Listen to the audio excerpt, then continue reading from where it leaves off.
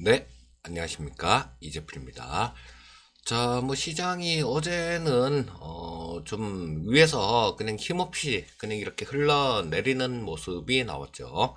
자, 미국이 우리나라 장중 움직임이 미국 선물이 플러스였음에도 불구하고 어제 같은 경우는 좀 미리 좀 이렇게 빠지는 모습이었었는데 우리나라 시장은 자 요런 것들이 아마 그 우리나라 시장이 지금 굉장히 좀 많이 똑똑해진 것 같은 그런 느낌입니다. 그 미국 시장 이 나스닥 선물 시장에 좀 영향을 받기도 하지만요. 때로는 나스닥 선물이나 뭐 미국 선물들 요런 것들이 우리나라 시장하고 다른 방향으로 움직였을 때, 요럴 때는 미국 쪽 주가가 우리나라를 이렇게 따라오는 그런 경우도 굉장히 좀 많은 것 같아요. 자, 그래서 일단 뭐 오늘 같은 경우는 해외 시장 쪽, 미국 쪽은 그렇게 크게 많이 빠지지는 않았습니다. 뭐 약간씩 빠졌는데, 그 빠진 이유를 살펴보게 되면, 뭐 가장 큰 게 그런 거였죠.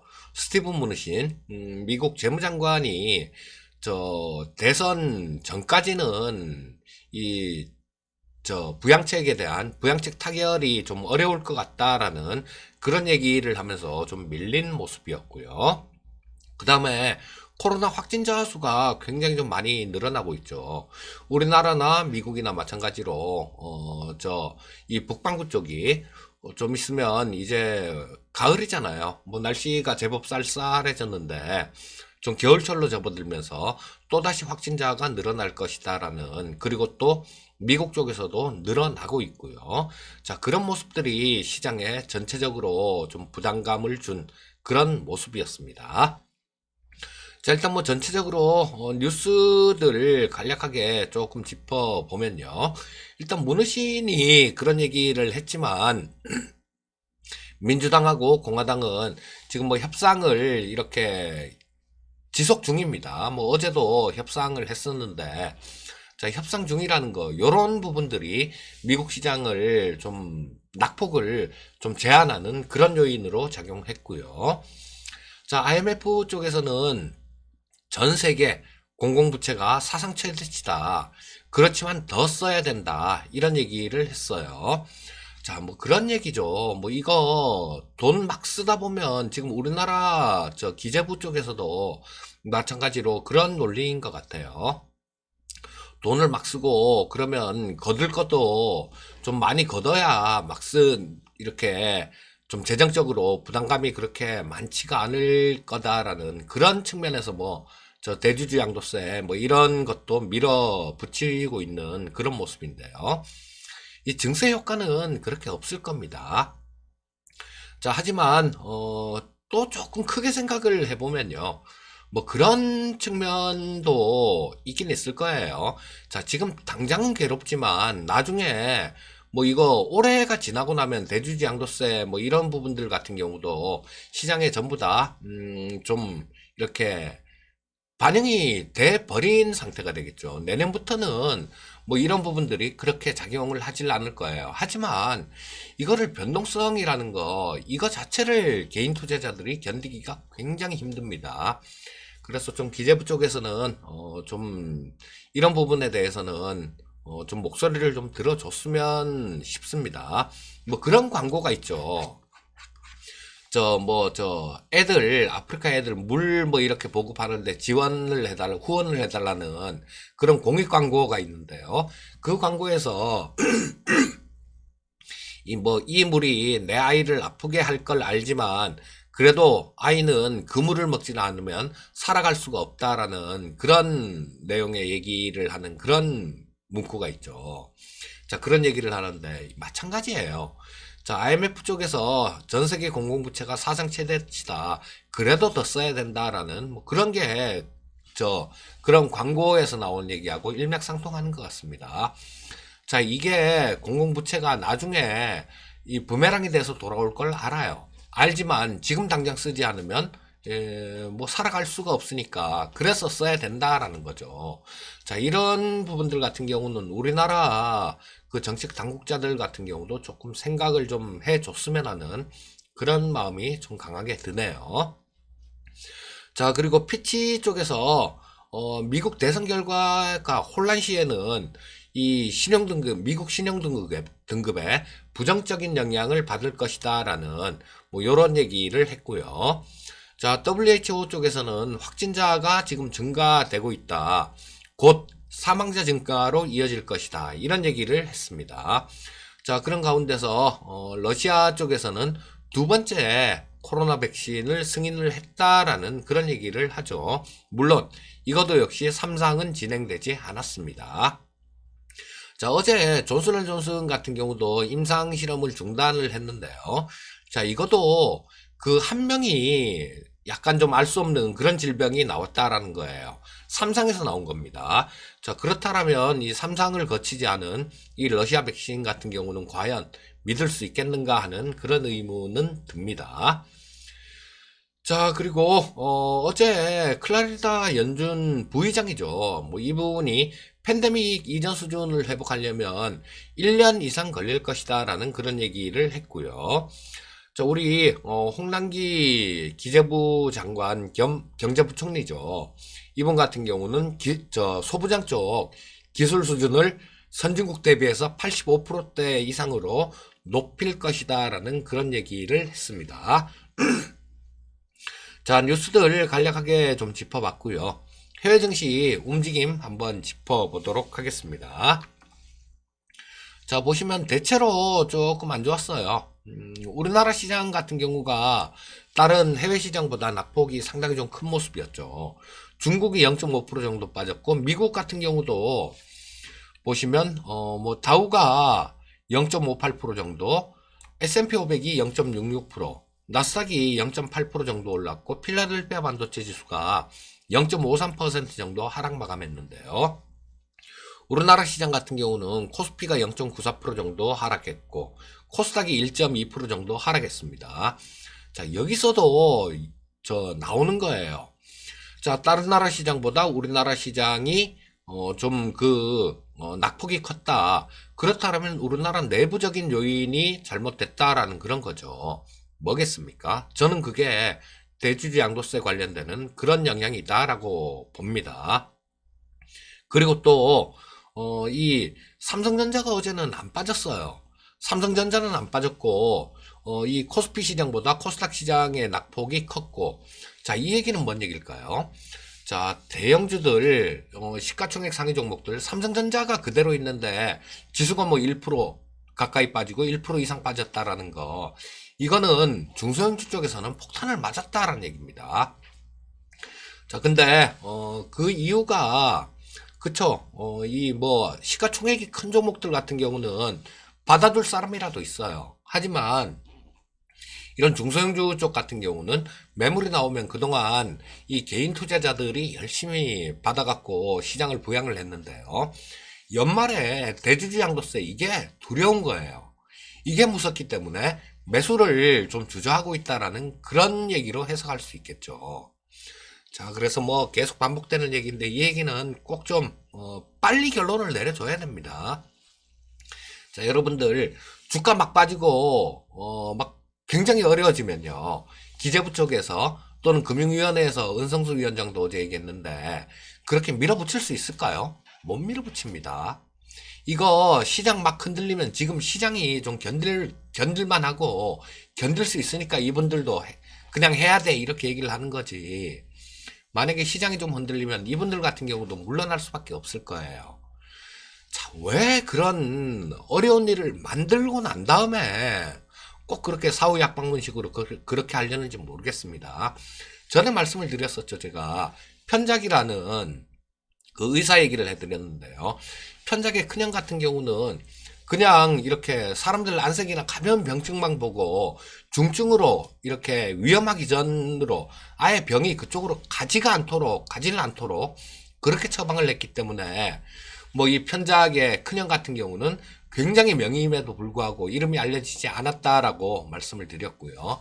편작 같은 경우는 그냥 큰 병들 잘 고치는 사람이죠.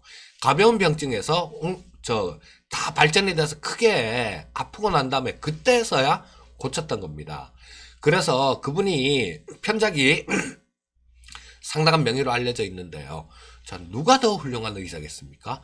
두말하면 잔소리예요. 편작의 큰형입니다. 꼭 이 시장도 우리 정책 당국자들 같은 경우도 편작처럼 일이 터지고 난 다음에 그걸 해결할 생각을 하지 말고 일이 터지기 전에 그럴 때 조금 이런 것들을 캐치를 해서 먼저 좀 이렇게 해줬으면 정말 고맙겠다라는 그런 생각이 듭니다. 자, 일단 해외 증시 쪽하고 좀 살펴봤고요. 자, 미국 증시 움직임들 동향 한번 짚어보도록 하겠습니다. 자, 보시면 조금 고점에서 조금 멈칫멈칫하는 모습이 나오더니 어제는 좀 밀리는 모습이었죠. 자, 좀 굉장히 강한 시장이 나왔다가 자, 어제 아침에 끝난 미국 시장 같은 경우는 그냥 조금 옆으로 이렇게 횡보하는 모습이었고요.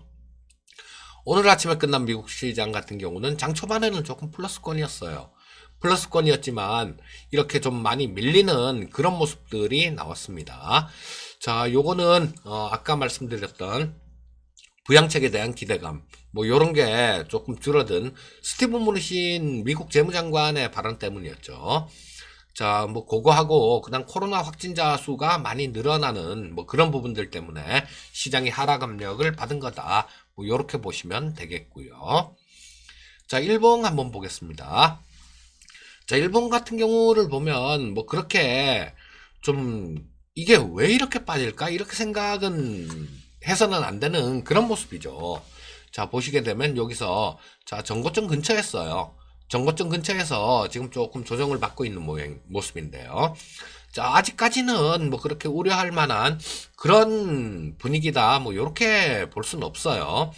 자, 22평선 자체가 또다시 위쪽으로 이렇게 턴을 했죠. 자, 빠졌다가 다시 이렇게 턴을 하는 그런 모습이 나오고 있어요. 자, 그렇다면 이 미증시 같은 경우도 조정을 받더라도 22평선 자체가 이렇게 위쪽으로 이렇게 향해 갈 겁니다. 그리고 주가 자체는 뭐 이런 모습이 나올 수 있겠죠. 뭐 올랐다 빠졌다 하면서. 그랬다가 빠진다고 하더라도 22평선 정도 이쪽에서는 지지를 받을 수 있는 그런 모습이에요. 자, 뭐 22평선의 지지 테스트를 할 때쯤 되게 되면 미국 대선 근처에 가 있을 겁니다. 그러니까 미국 대선이라는 그 불확실성 뭐 이런 것들이 조금 좀 해소되는 그런 국면에서는 기술적으로는 22평선의 지지를 확인을 하고 재차 상승 쪽으로 이렇게 방향을 틀 가능성이 굉장히 높다. 뭐 이렇게 보시면 되겠고요. 자, 국내 증시 수급 동향 한번 짚어보도록 하겠습니다. 자, 뭐 어제 오랜만에 개인 투자자들이 좀 매수를 했어요. 뭐 한 4,100억 정도를 순매수했는데 그럼에도 불구하고 그쵸? 예, 시장은 뭐 힘없이 좀 밀리는 모습이 나왔습니다. 그만큼 이 투자 심리가 뭐 강하게 그냥 사고 싶은 주식을 사고 싶은 그런 마음이 드는 그런 상황이 아니었다라는 거죠. 자, 매수를 하더라도 위로 그냥 내일 더 올라갈 것 같으면 아무런 걱정이 없으면 주가가 뭐 사서 좀 기다려보면 윗방향으로 이렇게 먼저 갈 것 같으면 뭐 한두 억가 더 주고도 그냥 사겠죠. 하지만 조금 불안하다 그러면 사더라도 조금 수동적으로 되게 됩니다. 밑에 대놓고 잡게 되고 자, 그런 원인이었다라고 보시면 될 것 같아요. 물론 그 배경에는 저는 대주주 양도세 관련되는 내용이 가장 크다라고 봅니다. 자, 뭐 외국인들 순매도 기관이 한 3,700억 정도 순매도하는 모습이었네요. 자, 코스닥 시장 보시면 개인 투자자들이 약 2,788억을 순매수했고요. 이 외국인들이 293억 정도 순매도, 기관이 2,042억 정도를 순매도하는 모습이어서 뭐 양쪽 시장에서 개인 투자자들만 매수하는 그런 모습이었습니다. 자, 선물 시장 보시게 되면 개인 투자자가 1,196억 정도를 샀고 외국인들이 515억 정도를 팔았고 기관이 822억 정도를 팔았는데요. 자, 내용 면에서는 그렇게 나쁘지는 않았어요. 처음에 장 초반에 뭐 한 선물 시장에서 외국인들 500억 정도를 순매도했었죠. 그랬다가 요게 2천억 이상 순매도 폭이 늘었었습니다. 뭐 그랬다가 종가 무렵에 또다시 이렇게 다시 환매수하는 그런 모습이 나왔는데요.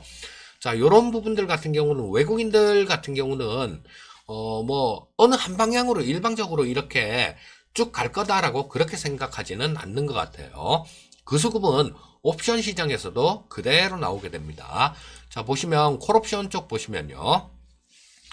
자, 여기서 외국인들 같은 경우가 콜옵션 쪽에서 계속해서 조금 이때 만기가 지나고 난 다음에 저 4일 이때는 저 만기 지나고 난 다음에 이날 같은 경우 이날이 만기 날이었었죠. 자, 그러고 난 다음에 콜옵션 쪽에서 계속 매도를 해요. 4억, 26억, 7억. 자, 요 정도를 순 매도를 했고요. 풋옵션도 마찬가지 순 매도를 합니다. 한번 보여드릴게요. 자, 보시면 풋옵션 같은 경우도 여기서 보시게 되면 12억, 2억, 1억 이렇게 저 순매도를 하고 있어요. 결과적으로 콜옵션도 매도를 하고 풋옵션도 매도를 하고 있다라는 겁니다. 콜 매도, 풋 매도, 요거 양매도라고 얘기를 하죠. 이 양매도 포지션 같은 경우는 어느 한쪽으로 일방적으로 주가가 이렇게 추세를 타고 가진 않을 것 같다라는 그런 시장 움직임에서 쓸 수 있는 그런 전략이에요. 물론 아직까지 뭐 규모 자체가 그렇게 크지는 않습니다. 뭐 한 20매덕 정도 된 20억 정도 그쯤 되는 것 같은데 요 정도는 순식간에 뒤집을 수 있는 그런 수급이긴 해요.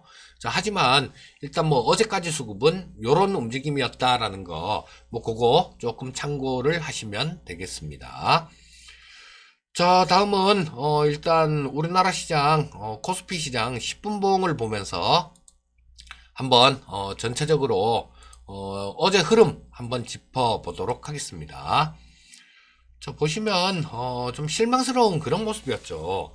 엊그저께부터 이날부터 월요일부터 이때부터 조금 힘은 빠지는 모습이었습니다. 왜냐하면 저 미증시가 상당히 좋았었는데 우리 증시 같은 경우는 뭐 그냥 조금 좀 플러스권 이 정도로 마감되는 모습이었고, 자, 엊그저께 시장 같은 경우는 좀 떠서 시작해서 그냥 바로 밀리는 모습이 나왔죠.